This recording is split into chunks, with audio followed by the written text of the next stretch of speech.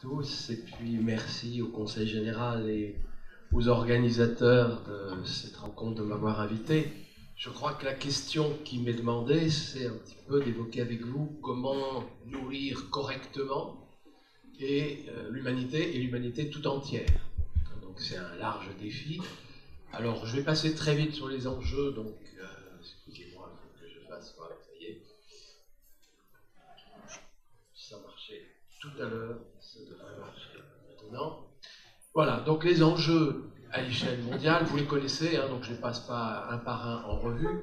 Nourrir une population sans cesse croissante, on est 7 milliards d'habitants aujourd'hui, on sera 9 milliards, un peu plus en 2050. C'est un accroissement démographique qui est encore assez rapide, mais c'est quand même vrai, moins rapide qu'au cours des 4 dernières décennies. Donc il y a des pays où il y a quand même une espèce de transition démographique, où l'accroissement démographique est moins rapide. C'est plutôt l'Europe et les pays, disons, riches. Mais il y a donc un accroissement démographique assez sensible dans les pays les plus pauvres. Nourrir correctement, chez nous on en discutera, c'est d'abord une bonne ration équilibrée entre les calories alimentaires, c'est-à-dire l'énergie, les protéines, les vitamines, les minéraux, les antioxydants, les fibres.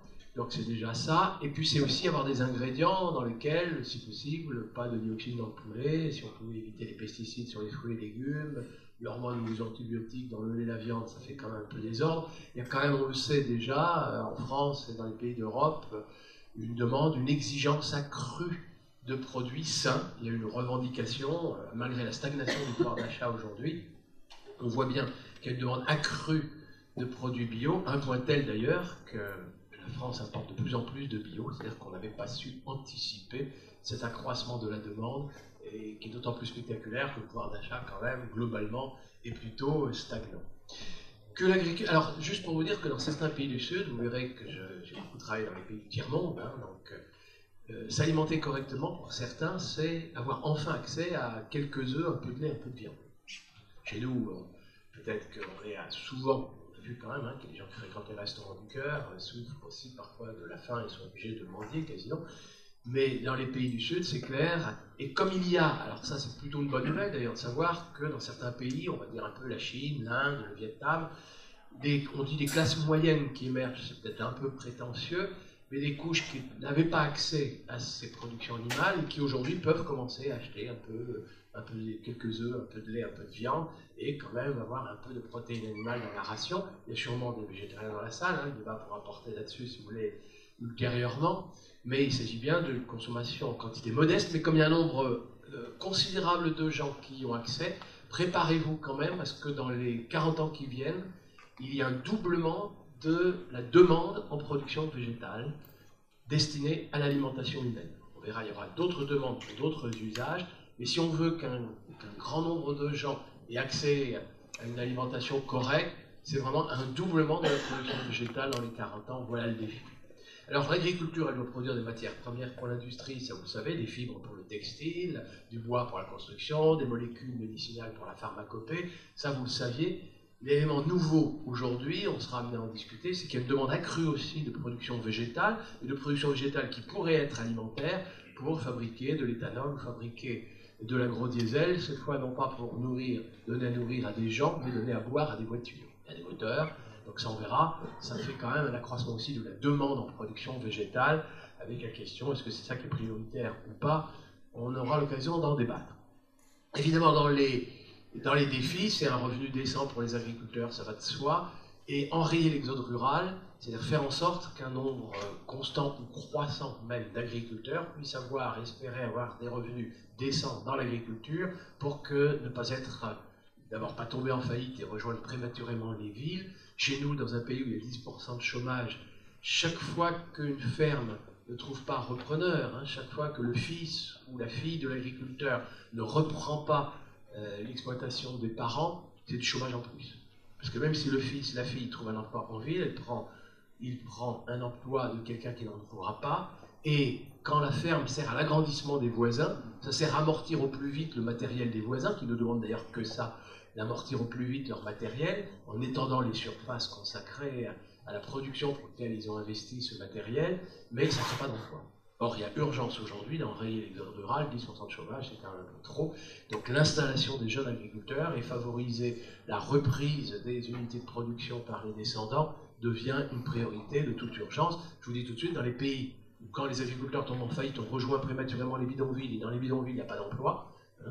Alors là, c'est dramatique. Là, il y a urgence de faire en sorte qu'un nombre d'agriculteurs puissent vivre décemment, avec des revenus décents, et nourrir correctement leur famille, et éventuellement vendre des surplus pour nourrir la ville, c'est absolument décisif.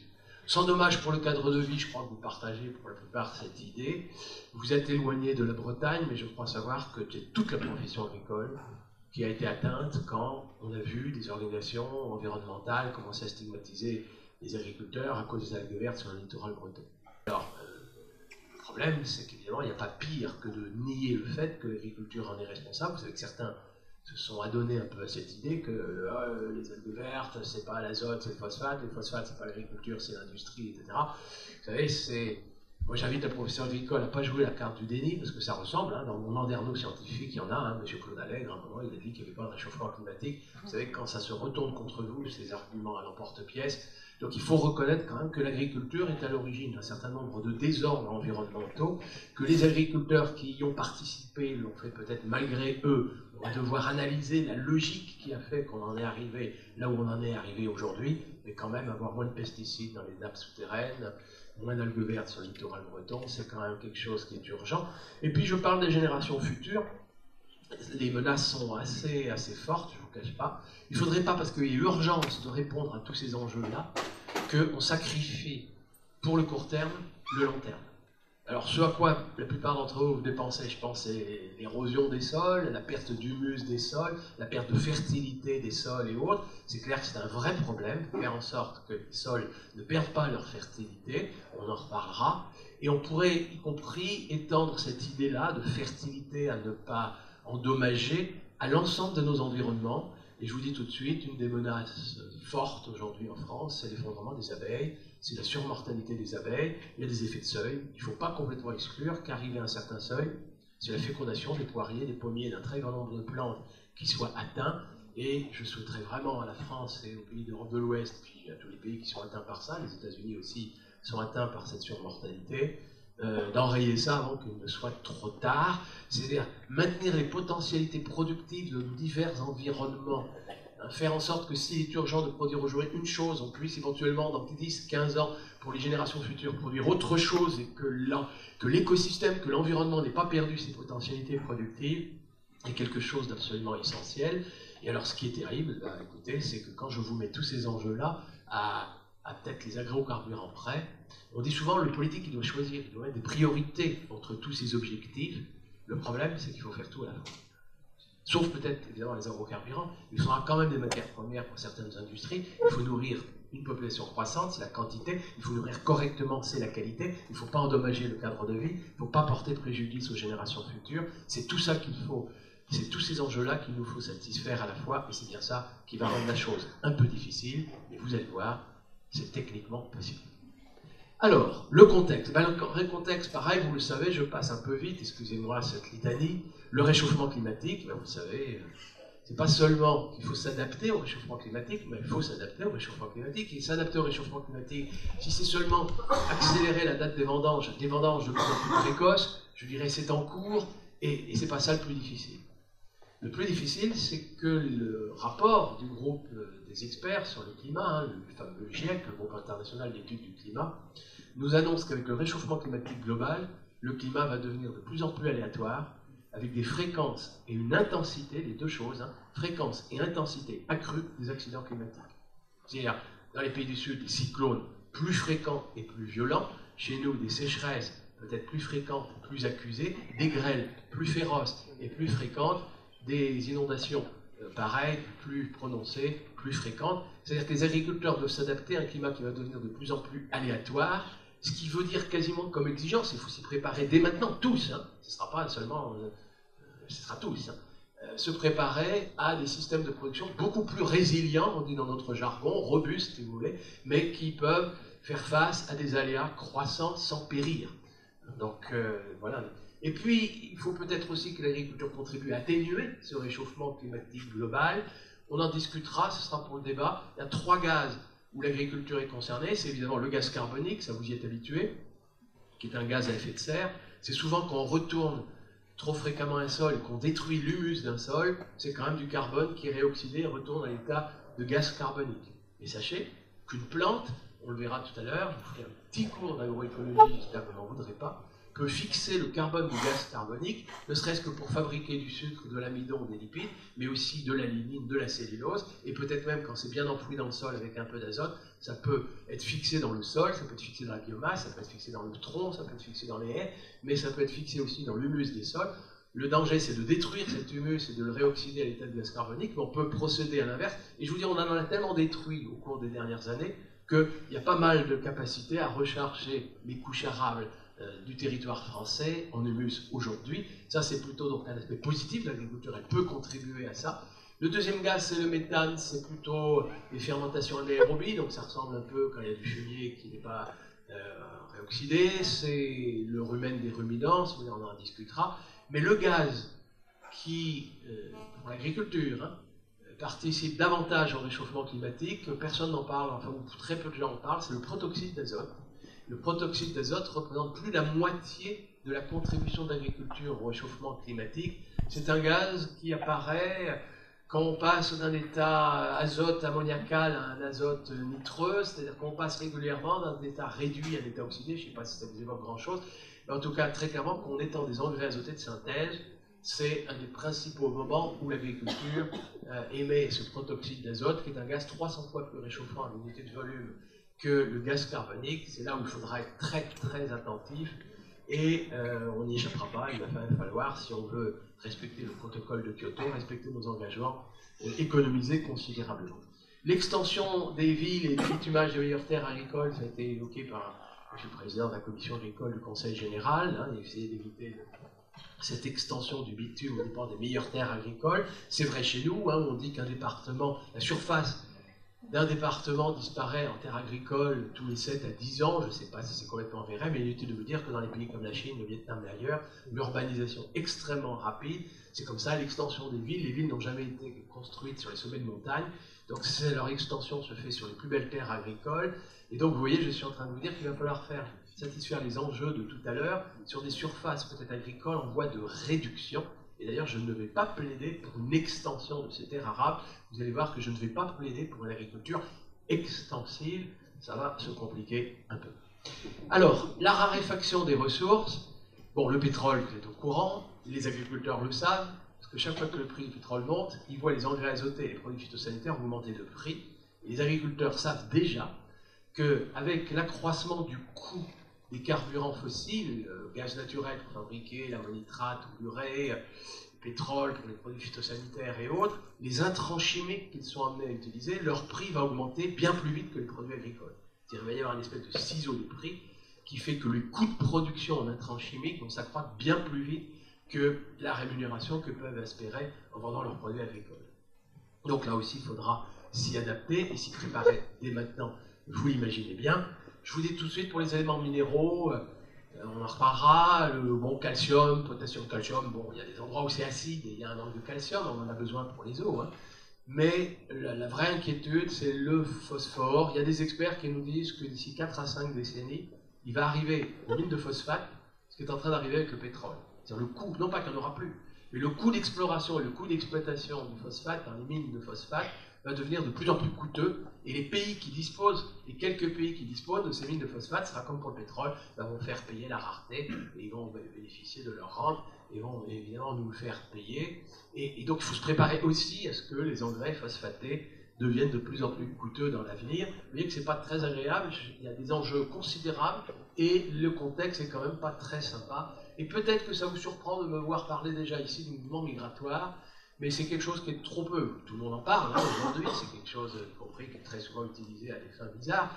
Mais la cause agraire ou agricole des mouvements migratoires intempestifs dans le monde, l'exode rural intempestif vers les bidonvilles ou chez nous vers les HLM, les mouvements intempestifs d'agriculteurs qui, ruinés dans leur zone d'origine, sont obligés de squattériser les dernières forêts et de porter atteinte à la biodiversité, et puis accroître l'effet de serre et autres par la déforestation. Ça résulte d'une crise agricole dans leur zone d'origine, dans leur terroir d'origine. Et vous savez, même si c'est vrai que c'est les moins pauvres des pauvres, parce qu'il faut à peu près au Sénégal, la cotisation, c'est le clan qui peut payer ça, c'est à peu près 10 bœufs. 10 bœufs pour payer le passeur et espérer traverser le désert, le Sahara et la Méditerranée. Voilà à peu près. Mais ne vous y trompez pas, s'il y a des gens qui tentent ça, c'est bien que leur agriculture là-bas est férocement en paupérisation et on ne parviendra pas à résoudre ces problèmes-là si on ne donne pas le droit au peuple de vivre et travailler dignement au pays et aux paysanneries de ces peuples de nourrir par eux-mêmes leur nation. Alors je passe un peu vite, je voudrais surtout qu'on parle des causes. Bon, c'est juste pour montrer que c'est en Asie où le nombre de gens qui ont faim, le nombre d'habitants va s'accroître le plus en nombre absolu, mais c'est en Afrique où l'accroissement est le plus rapide. L'Europe, elle, est vieillissante. L'Amérique latine est en transition démographique. L'accroissement démographique est moindre. J'espère que ça va, vous pouvez voir, je ne fais pas obstacle. Voilà, donc c'est les chiffres. Nous sommes 7 milliards, mais il y a déjà 1 milliard de personnes, ou un peu moins cette année d'ailleurs, je ne vous le cache pas, qui n'a pas tous les jours les 2200 kilocalories. C'est-à-dire que très régulièrement, le ventre tenaille et la ration calorique, la ration énergétique dans la nourriture ne permet pas aux gens d'aller retravailler le lendemain avec la même énergie, puisque justement, ils n'arrivent pas à reproduire l'énergie dépensée. Ça, c'est le ventre qui tiraille. Et vous en avez 1 milliard d'autres qui souffrent de carences alimentaires. C'est des carences en vitamines, en minéraux, parfois en protéines. C'est des gens qui sont soumis à des carences alimentaires, donc beaucoup plus prompts à attraper des maladies. Et c'est quand même une espérance de vie qui diminue dans les pays où, parce que mal nourris, eh bien, on est davantage malade. Voilà, donc les pays, il faut que je passe un peu vite. Alors là, on vous met calories, c'est des kilocalories, mais ça importe peu. Les pays en rouge sur la carte, c'est les pays où, en moyenne, la ration alimentaire est inférieure à 2200 kilocalories. Donc vous voyez que, y compris, c'est le chiffre moyen. Donc c'est gravissime dans l'Afrique subsaharienne, c'est assez inquiétant, évidemment, dans l'Amérique andine, l'Amérique centrale et Haïti, bien évidemment. En Asie, c'est un peu moins vrai, mais quand on vous met le Bangladesh ici, excusez-moi, le Bangladesh apparaît ici tout petit, mais comme c'est très densément peuplé, c'est quand même un très grand nombre de gens. Et puis là où la carte est trompeuse, c'est que l'Inde, qui apparaît dans une couleur où il y aurait plus de 2300 kilocalories par habitant et par jour, et bien en fait, comme c'est très inégalement réparti les disponibilités alimentaires, en fait, vous avez des poches de pauvreté considérables en Inde, vous avez beaucoup de gens qui ont faim en Inde, je vous le dis tout de suite, et même si vous prenez le Brésil, ou si vous prenez l'Argentine, où là, les rations caloriques moyennes sont bien au-delà des 2200 kilocalories, elles s'approchent à la limite, et parfois même en Argentine, au-delà même de ce que nous, on consomme en France, et pourtant, vous avez des gens qui ont faim. Enfin, ça, vous le saviez un peu, ça veut illustrer que la faim ne veut pas nécessairement dire que ça provient d'une insuffisance de disponibilité alimentaire, mais vous commencez peut-être à le deviner, c'est la pauvreté qui fait que des gens ont faim aujourd'hui. On parlait des gens qui fréquentaient les restaurants du cœur, c'est pas parce que la France ne produit pas assez, c'est parce que les gens sont trop pauvres et n'ont pas les moyens d'acheter une nourriture qui s'exporte ailleurs. Et bien figurez-vous, c'est pareil au Brésil. Quand il y a des gens qui ont faim au Brésil, le soja est exporté ailleurs, en l'occurrence pour l'alimentation animale en Bretagne.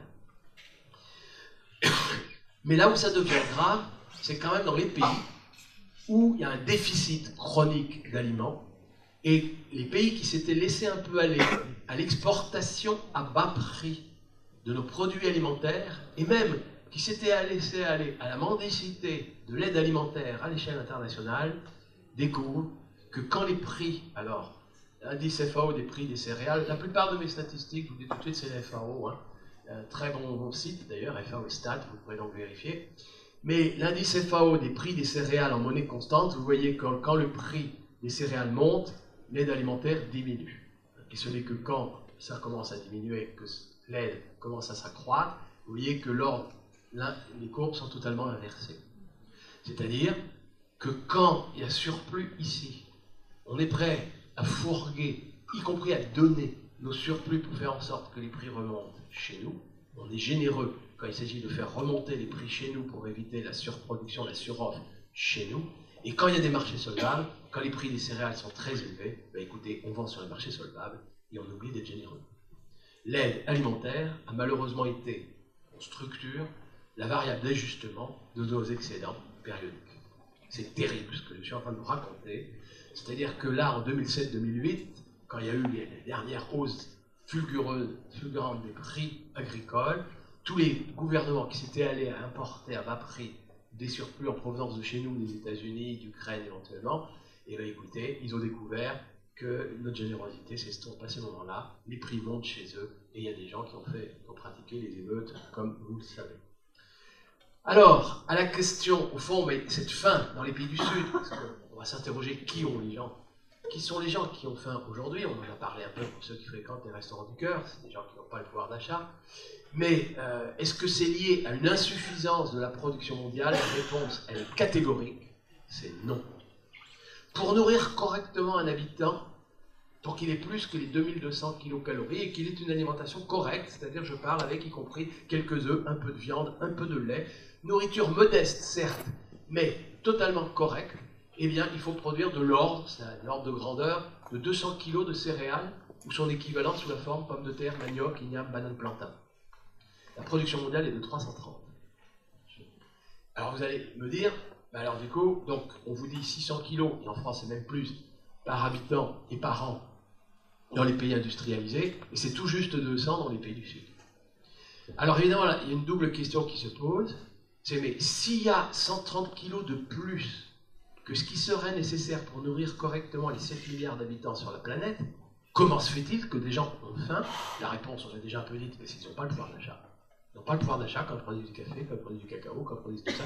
Ils n'ont pas les moyens d'acheter la nourriture, alors que pourtant elle est parfois vraiment surabondante. Et où vont les 130 kilos? Alors les 130 kilos excédentaires, et plus que 130 kilos excédentaires, parce qu'il y a des gens qui mangent moins que leurs 200 kilos. Donc il y a bien un excédent quelque part qui va dans 3 directions. On insiste beaucoup en ce moment, et à juste raison, sur le gaspillage de nos sociétés les plus opulentes. C'est-à-dire qu'il arrive qu'il y ait dans ce monde, j'en fais peut-être partie, des gens qui ne terminent pas complètement dans leur assiette, qui virent dans le frigo des produits dont la date de péremption est passée. Je ne vous raconte pas les grandes et moyennes surfaces, la grande distribution, ce qu'elle peut effectivement éjecter dès que la date de péremption est passée. C'est-à-dire, il y a des lieux dans le monde où le pouvoir d'achat est suffisant pour qu'on achète une nourriture qui échappe à ceux qui sont plus pauvres, quitte à ce que ce soit un peu jeté, etc. Et c'est bien une inégalité de revenus à l'échelle mondiale qui est à l'origine de la faim des uns et du gaspillage des autres. La deuxième direction, vous n'êtes pas sans le savoir, c'est l'alimentation animale. Je vous disais qu'il y a du soja qui est produit au Brésil, il y a des gens qui ont faim au Brésil, le soja cher, et un certain maïs aussi, nourrit les animaux en Bretagne et ailleurs. Ça veut dire qu'il y a aussi dans ce monde des gens dont le pouvoir d'achat est suffisant pour en manger des productions animales, alors là en quantité abondante, peut-être même surabondante, diraient les diététiciens, et ce qui fait qu'il y a de l'alimentation disponible qui échappe aux pauvres qui ne sont pas solvables pour aller vers des usines d'aliments du bétail qui sont solvables. Et la troisième direction, on en parlait tout à l'heure, il y a aussi dans ce monde des gens dont le pouvoir d'achat est suffisant pour continuer de rouler en voiture malgré la hausse des carburants fossiles, du prix des carburants fossiles, et donc il y a une part croissante d'agrocarburants, diester ou éthanol, qui vont abreuver nos voitures parce que on a la capacité de l'acheter, et il y a donc bien là aussi des productions végétales qui échappent à des plus pauvres et qui va être destinées à abreuver nos voitures. C'est la pauvreté qui est à l'origine de la faim, de la malnutrition, pour conclure. Alors c'est évidemment chez nous, on n'oubliera pas les gens qui fréquentent le secours populaire, le secours catholique, les restaurants du cœur et les autres organisations du genre. Et évidemment pour l'essentiel, ce sont des gens qui habitent au sud, ce sont des gens dans les pays du sud, des gens qui ont faim et souffrent de la malnutrition pour leur plus grand nombre.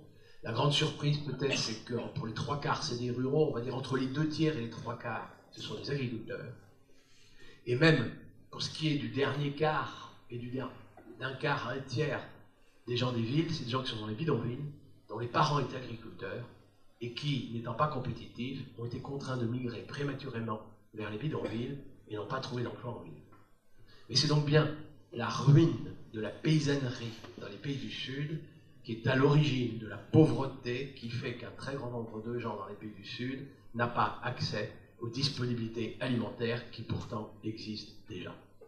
Et c'est contre cette pauvreté qu'il faudra se battre, faire en sorte que les paysanneries du Sud puissent par elles-mêmes dégager des revenus suffisants, soit pour acheter de quoi manger si elles produisent des cultures d'exportation, et mieux encore, vous allez voir, qu'elles puissent par elles-mêmes, ces paysanneries, s'équiper pour produire par elles-mêmes de quoi manger et de quoi donner à manger à leur peuple.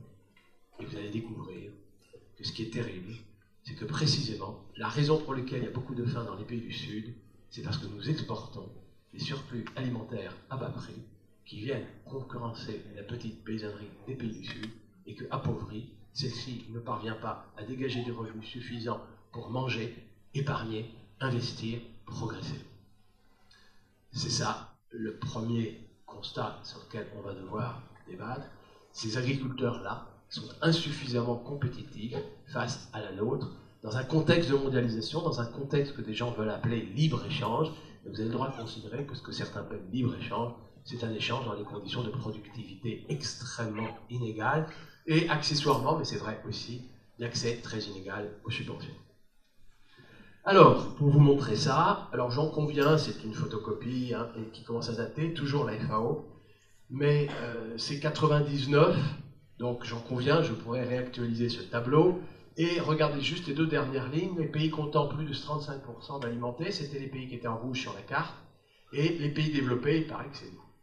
Et regardez juste ces deux chiffres-là, 209 $ de l'époque de 1999, qu'est-ce que c'est? C'est la valeur ajoutée par travailleur agricole. Donc en économie, ça veut dire c'est la création de richesse d'un agriculteur qui travaille dans l'année, en 1999, il produisait en valeur 209 $.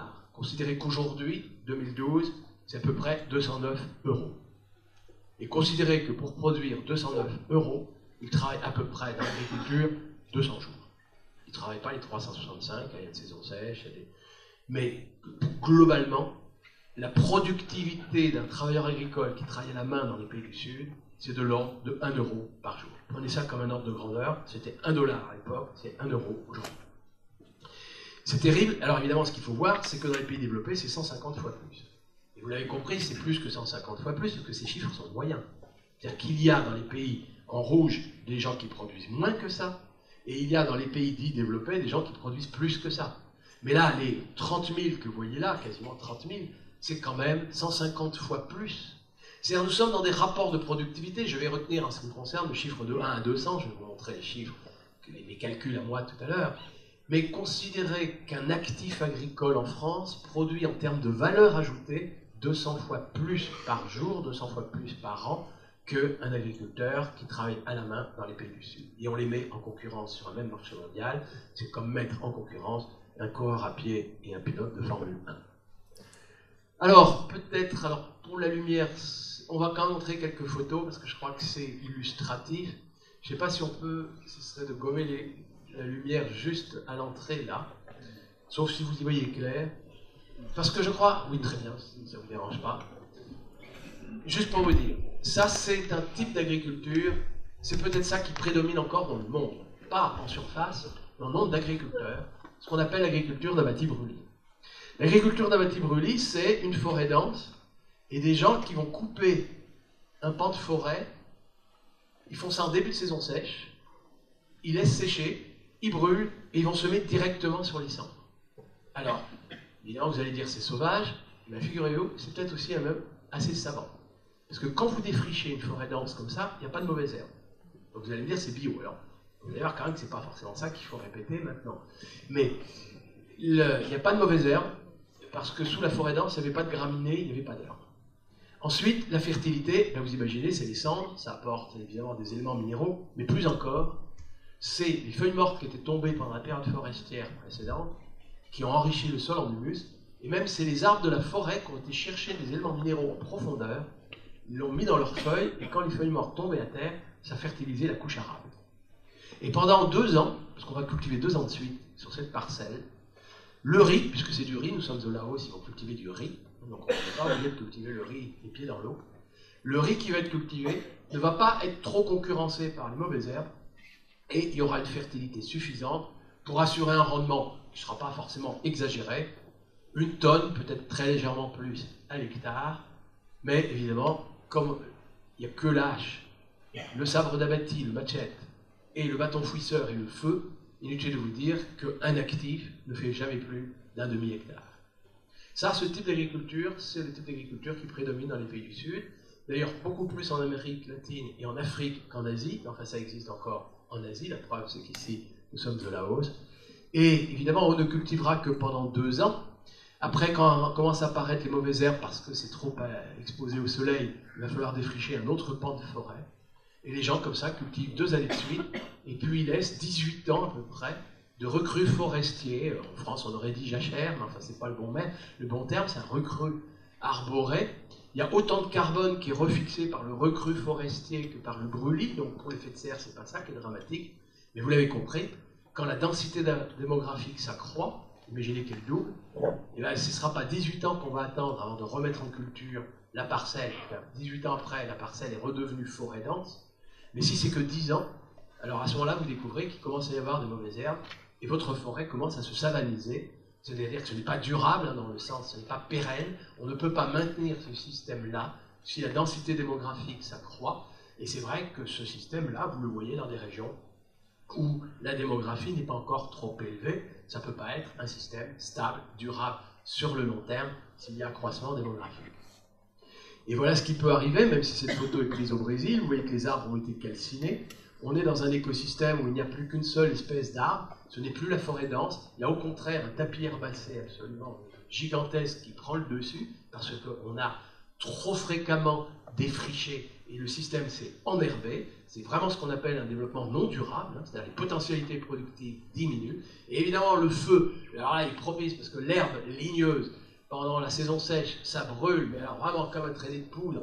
Et évidemment, seul résiste, d'ailleurs vous apercevez qu'il n'y a plus que quasiment une seule espèce d'arbre, les espèces résistantes au feu, ça c'est les serranos brésiliens, quasiment ça ne se prête plus qu'à l'élevage extensif, c'est une diminution de la densité démographique, c'est une moindre production à l'hectare, il faut éviter ça.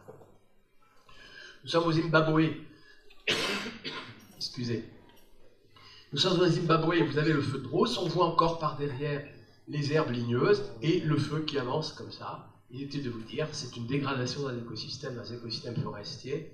Il va falloir essayer de trouver une solution. Et là, écoutez, c'est plutôt l'élevage extensif. Et si vraiment vous voulez faire autrement, c'est-à-dire non pas brûler, mais labourer et enfouir l'herbe, alors là, je vais vous dire, c'est pas simple. Bon, là, on est en Mauritanie, c'est l'élevage pastoral extensif, mais ça n'a jamais été une forêt dense. Donc, mais voilà ce qui vous arrive. Là, on est au Burkina Faso. Vous voyez aussi que les arbres ont été calcinés. Donc, en pratique, c'est une agriculture en crise post-abatis-brûlis.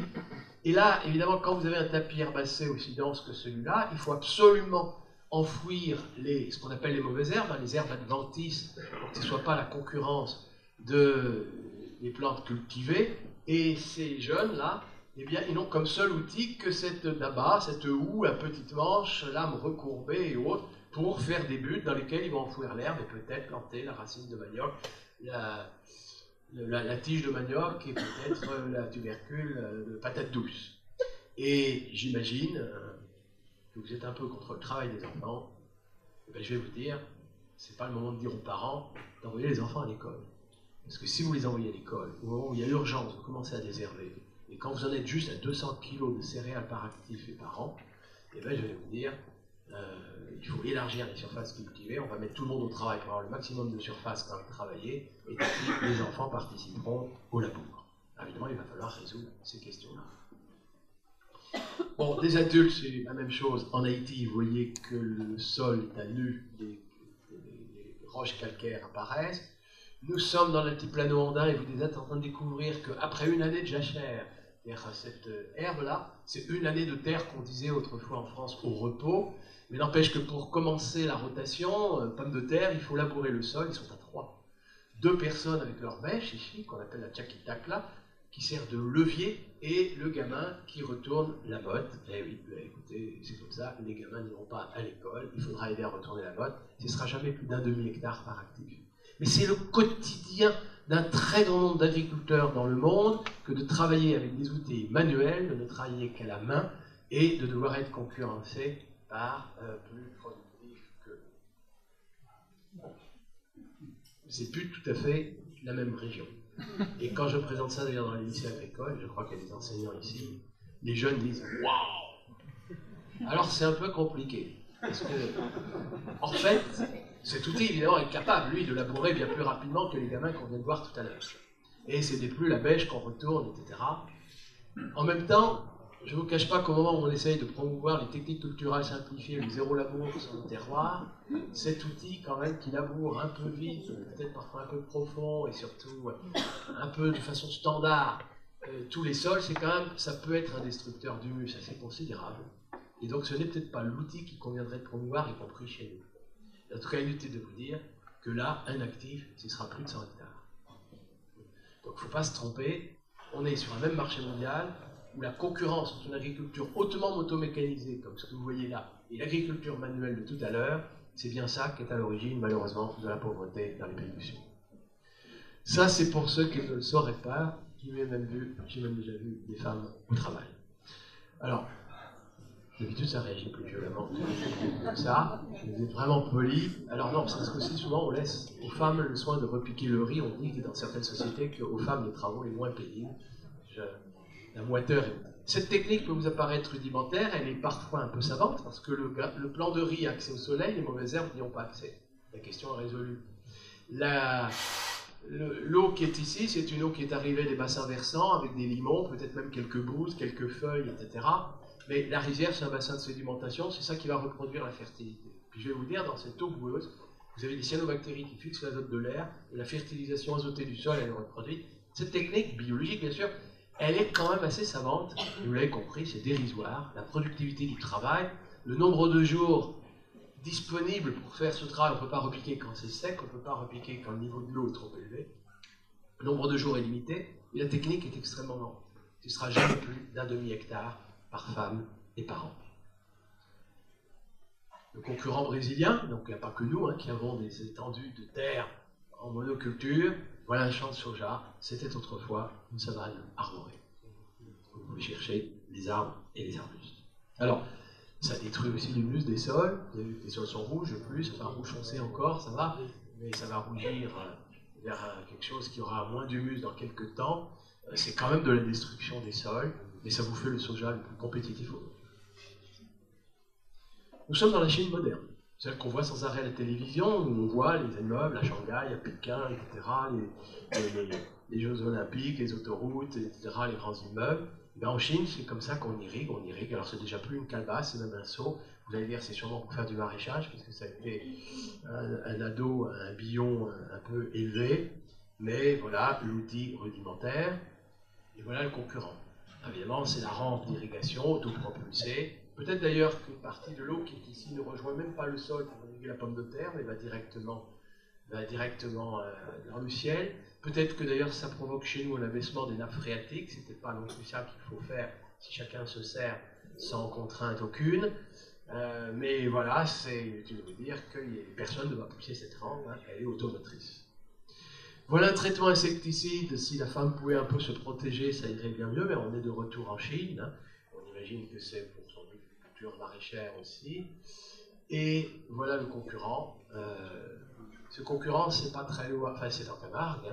Alors vous savez qu'en principe, la pulvérisation d'insecticides à l'hélicoptère est interdite. Mais bon, quand il y a urgence, il y a certains préfets, je suis le préfet là, je ne sais pas, mais parfois on donne des dérogations.